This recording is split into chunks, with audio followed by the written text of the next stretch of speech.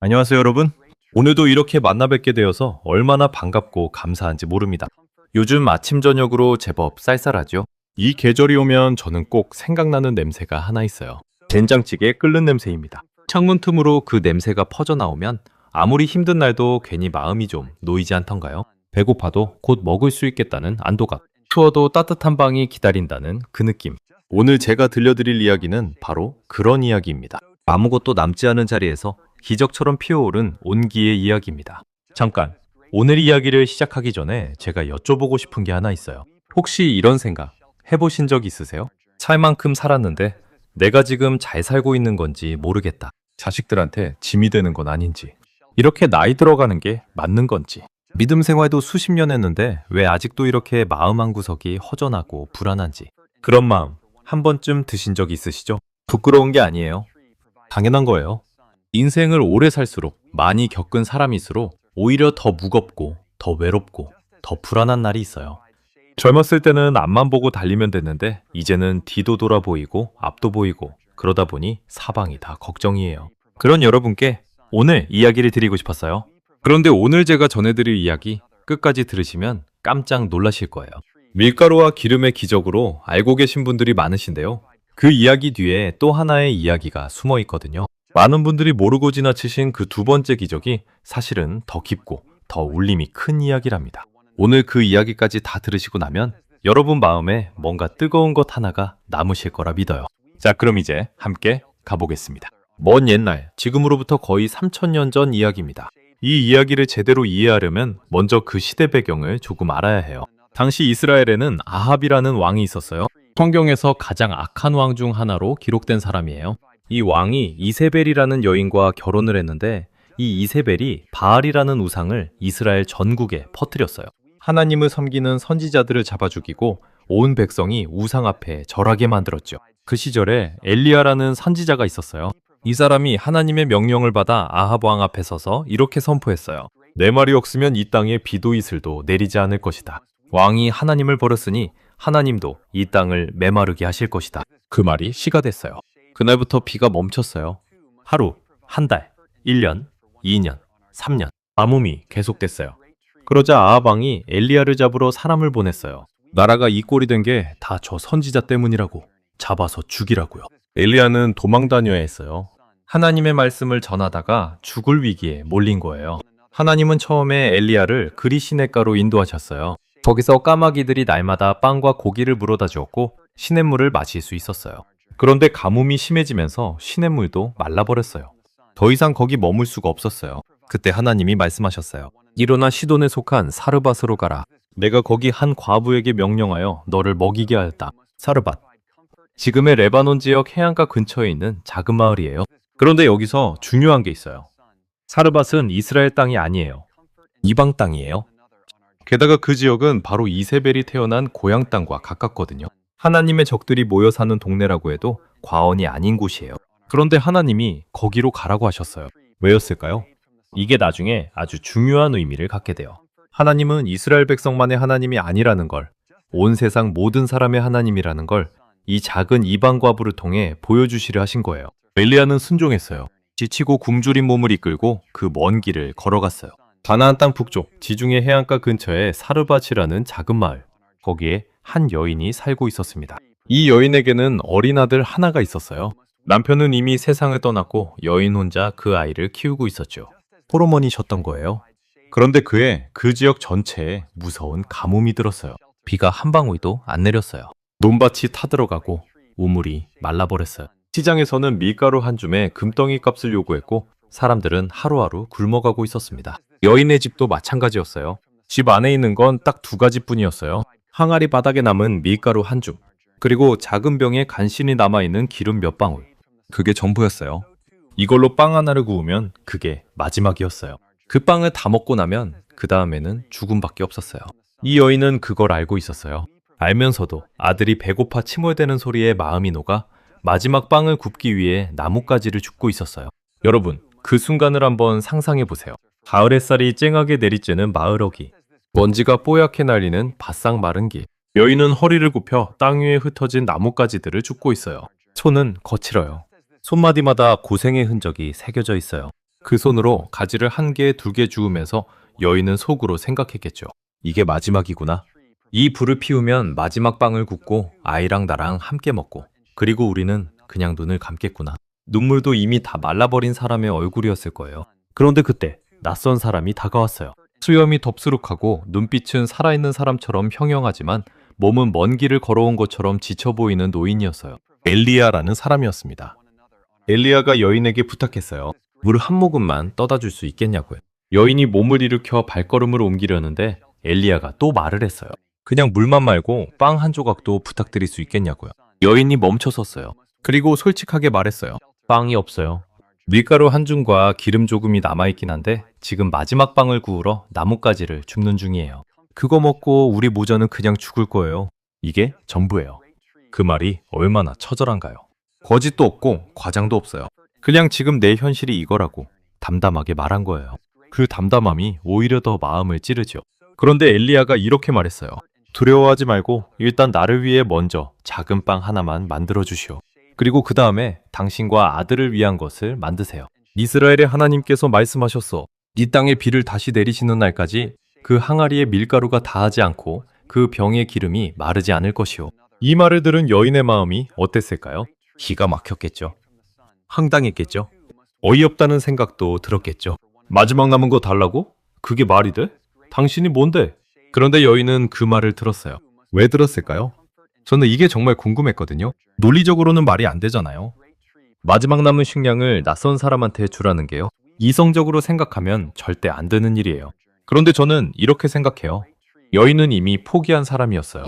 더 이상 잃을 것도 없고 더 지킬 것도 없는 사람이었어요. 그런 사람에게는 오히려 용기가 생길 수 있어요. 어차피 이 길밖에 없는데 한번 믿어나 보지. 이 낯선 노인의 눈빛이 왜 이렇게 평온한지 한번 따라나 해보지. 그 마음이 여인을 움직였을 거예요. 여인은 집으로 돌아갔어요. 항아리를 기울였어요. 밀가루를 조심스럽게 꺼냈어요. 기름을 몇 방울 떨어뜨렸어요. 작은 불을 피우고 반죽을 올렸어요. 빵이 익는 동안 아들이 옆에서 침을 꿀꺽 삼키고 있었겠죠. 배가 고프니까요. 그런데 여인은 그 빵을 아들에게 주지 않고 먼저 엘리야에게 가져갔어요. 그 짧은 순간이 얼마나 길게 느껴졌을까요?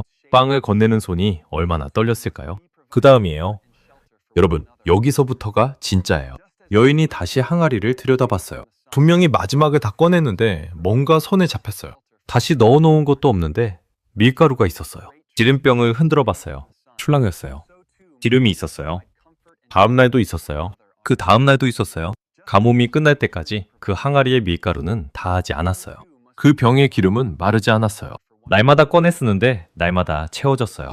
이 이야기를 처음 들었을 때 저는 한동안 말문이 막혔어요. 밀가루가 기적처럼 불어나는 게 신기해서가 아니에요.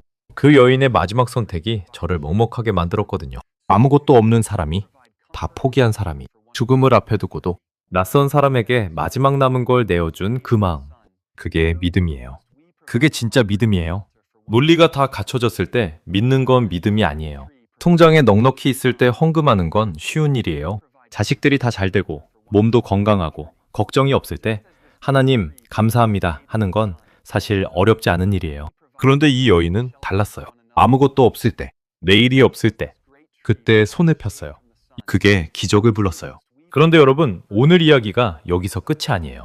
많은 분들이 사르밧 여인 하면 밀가루와 기름 이야기만 기억하시는데요. 열왕기상 17장을 더 읽어보면 그 다음에 훨씬 더 가슴을 치는 장면이 나와요. 시간이 얼마나 지났을까요? 여인과 아들과 엘리야는 그 작은 집에서 함께 지냈어요. 항아리의 밀가루는 여전히 마르지 않았고 기름병도 넉넉했어요. 세 사람은 날마다 함께 먹고 함께 살았어요. 아마 그 시간이 여인에게는 얼마나 따뜻했을까요? 남편을 잃고 혼자 아이를 키우며 이 고된 세월을 버텨왔는데 이제 그 집에 밥상이 차려지고 기도 소리가 들리고 살아있다는 온기가 다시 돌아온 거잖아요. 그런데 어느 날 아들이 쓰러졌어요. 갑자기 몸이 아프기 시작하더니 숨이 점점 약해지다가 결국 숨을 거뒀어요. 여인이 아이를 안고 울었어요. 그런데 이 어머니가 엘리야에게 가서 한 말이 참 마음을 찢는 말이에요. 하나님의 사람이여, 당신이 나와 무슨 상관이 있기에 내 집에 들어오셨나요? 내 죄를 기억나게 하여 내 아들을 죽게 하셨습니까? 이 말 속에 얼마나 많은 것이 담겨 있어요. 이 여인은 오랫동안 마음 깊은 곳에 죄책감을 품고 살았던 사람이에요. 아마도 자신이 부족한 어머니라는 생각, 자신이 이방 사람이라는 생각, 하나님께 부끄럽다는 생각, 그런 마음들이 항상 짓눌러 왔던 거예요. 그래서 아들이 죽자 바로 이렇게 생각한 거예요. 아, 결국 내 죄 때문이구나. 결국 나 같은 사람에게는 복이 없는 거구나. 여러분, 혹시 이런 마음 아세요? 잘 되다가 일이 잘못되면 내가 뭘 잘못했나? 내가 부족해서 그런 거 아닌가? 내 믿음이 약해서 그런 거 아닌가? 이런 생각이 먼저 드시는 거예요. 그 마음이 사르반 여인의 마음이에요. 엘리야는 그 아이를 받아들고 위층방으로 올라갔어요. 그리고 하나님 앞에 엎드려 부르짖었어요. 하나님이여, 이 아이의 생명이 돌아오게 해주십시오. 그리고 아이 위에 3번 엎드려 간절히 기도했어요. 하나님이 엘리야의 기도를 들으셨어요. 아이가 숨을 쉬었어요. 눈을 떴어요. 살아났어요. 엘리야가 아이를 안고 아래층으로 내려왔어요. 여인에게 아이를 건네주면서 말했어요. 보시오, 당신 아들이 살아있어. 여인이 그 아들을 끌어안았어요. 그 순간의 울음이 어떠했을지 저는 감히 상상도 못하겠어요. 죽었던 아들이 내 품에 살아 돌아온 그 순간, 차가웠던 그 작은 손이 다시 따뜻하게 내 손을 잡는 그 느낌, 그 어머니의 눈물이 얼마나 뜨거웠을까요? 그리고 여인이 말했어요. 이제 나는 당신이 하나님의 사람인 것을 알겠고 하나님의 말씀이 참으로 당신의 입에 있는 줄 알겠습니다. 이 고백이 얼마나 깊은가요? 밀가루가 안 떨어진 기적 때는 이 말을 하지 않았어요. 기름이 마르지 않는 기적 때도 이 말을 하지 않았어요. 그런데 아들이 죽었다 살아난 그 순간, 이 여인의 입에서 진짜 믿음의 고백이 터져나온 거예요. 여러분, 생각해보면 우리도 그렇지 않던가요? 별탈 없이 살아갈 때는 하나님이 그냥 계신 분이에요. 그런데 인생에서 가장 무너질 것 같은 순간, 가장 칠흑같이 어두운 새벽, 도저히 혼자 감당이 안 되는 그 자리에서 비로소 하나님이 살아계심을 실감하게 되죠. 그게 신앙의 깊이가 더해지는 순간이에요. 그 여인은 아들을 잃었다가 되찾는 그 고통을 통해 더 깊은 믿음의 사람이 됐어요. 여러분, 제가 이 이야기를 꺼낸 이유가 있어요. 요즘 우리 주변에 이 여인 같은 분들이 참 많아요. 아니, 어쩌면 지금 이 영상을 보시는 여러분 중에도 그런 분이 계실 수 있어요. 손에 쥔 것이 너무 없어요. 나이는 들어가고 몸은 아파오고 자식들은 바쁘다고 연락도 드물고 살림살이는 봐도 답답하고 믿음 생활도 오래 했는데 왜 삶은 이렇게 팍팍한지, 교회에 가면 잠깐 위로가 되다가도 집에 돌아오면 또 그 외로움이 거리낌 없이 밀려오고, 그럴 때 이 여인을 기억해 주세요. 그 여인이 가진 게 뭐가 있었어요? 남편도 없었어요. 재산도 없었어요. 집안 배경도 없었어요. 심지어 이스라엘 사람도 아니었어요. 하나님의 백성이라 불리는 민족 밖에 있는 사람이었어요. 그런데 하나님은 그 여인을 택하셨어요. 왜요? 이 여인이 특별히 똑똑해서요? 아니에요. 재능이 있어서요? 아니에요. 강해서요? 절대 아니에요. 오히려 반대예요. 가장 약한 사람이었어요. 가장 아무것도 없는 사람이었어요. 그러나 그 약함 속에서 마지막 하나를 내어놓을 수 있는 마음이 있었어요. 하나님은 그 마음을 보신 거예요. 여러분, 제가 살면서 어르신들 곁에 오래 있어 보니까 알게 된 게 하나 있어요. 우리나라 60, 70대 어르신들은요, 세상에서 제일 많이 내어놓으신 분들이에요. 가진 거 없어도 자식들한테 다 내어줬어요. 몸이 힘들어도 가족을 위해 일했어요. 자기 꿈은 접어두고 남을 위해 살았어요. 그 세월이 얼마나 긴데요? 그 헌신이 얼마나 깊은데요? 그런데 이제 나이 드니까 사람들이 뭐라고 해요? 쓸모없다고, 짐이 된다고, 조용히 있으라고. 그 말이 얼마나 상처가 되는지 저는 알아요.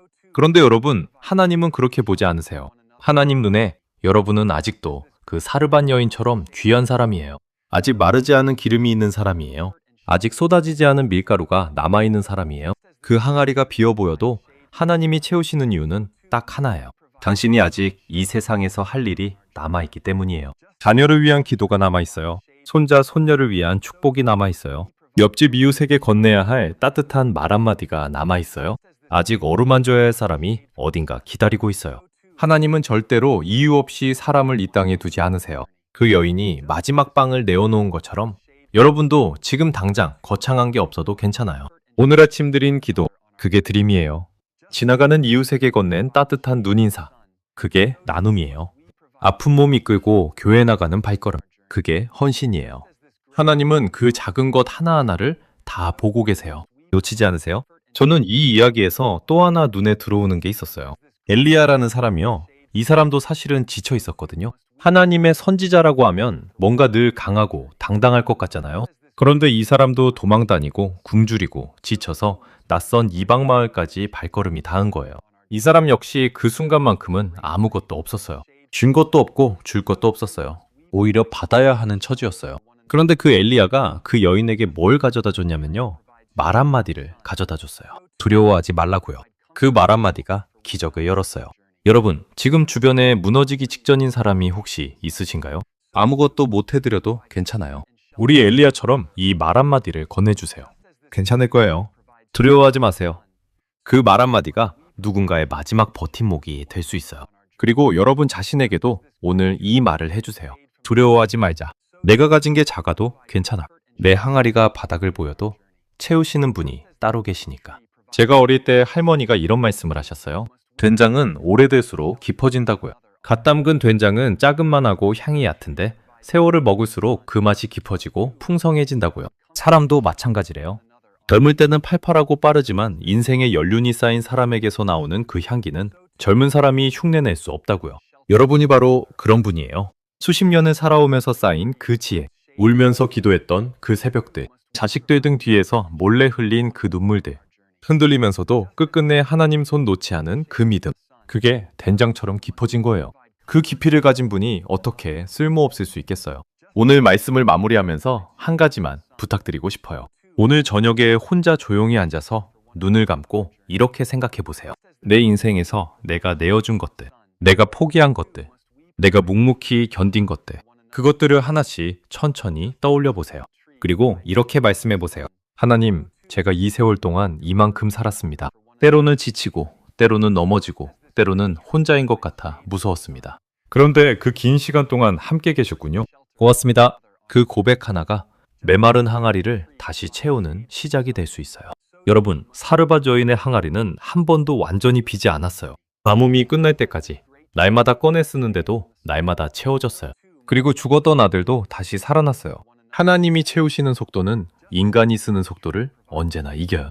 여인의 믿음이 밀가루를 채웠을 뿐 아니라 죽음도 이긴 거예요. 그러니 오늘 너무 걱정하지 마세요. 오늘 손에 준 게 너무 없다고 낙심하지 마세요. 지금 눈앞에 풀리지 않는 문제가 있어도 그 문제의 크기가 하나님의 크기보다 클 수는 없어요. 하나님은 지금 이 순간에도 여러분의 항아리 안을 들여다보고 계세요. 그리고 말씀하고 계세요. 아직 비지 않았어? 아직 마르지 않았어. 내가 내 곁에 있어. 그 목소리를 오늘 꼭 들으시길 바랍니다. 여러분, 오늘 이 자리까지 오신 것 자체가 이미 믿음이에요. 어른이 된다는 건 많이 내려놓는 과정이에요. 그런데 아무리 내려놓아도 빼앗기지 않는 게 하나 있어요. 하나님이 나를 아신다는 그 사실이에요. 세상은 몰라도 괜찮아요. 자식들이 몰라줘도 괜찮아요. 하나님은 아시잖아요.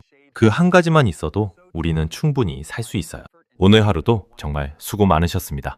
구부러진 소나무가 바람 앞에서도 꺾이지 않는 것처럼 여러분도 그렇게 우리 곁에 오래오래 계셔주세요. 주름진 그 손 안에 얼마나 많은 기도가 담겨 있는지 하나님은 다 아시답니다. 사랑합니다. 오늘도 건강하세요. 다음에 또 만나요.